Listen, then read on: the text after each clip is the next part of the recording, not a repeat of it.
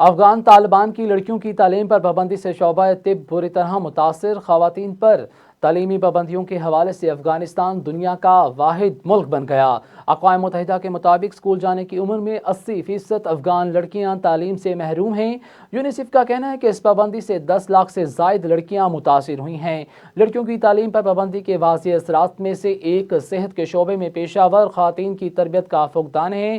Al Jazeera کے مطابق طالبان کے اقتدار پر قبضے اور خواتین کی تعلیم پر پابندی سے افغانستان میں شعبہ صحت کی تعلیم سے منسلک خواتین کے مستقبل پر سوالیہ نشان لگ چکا ہے۔ اس حوالے سے کابل کی رہائشی طلبہ بھی ان ہزاروں لڑکیوں میں شامل ہیں جو افغان طالبان کی جانب سے تعلیم پر پابندی کے فیصلے سے شدید متاثر ہوئی ہیں۔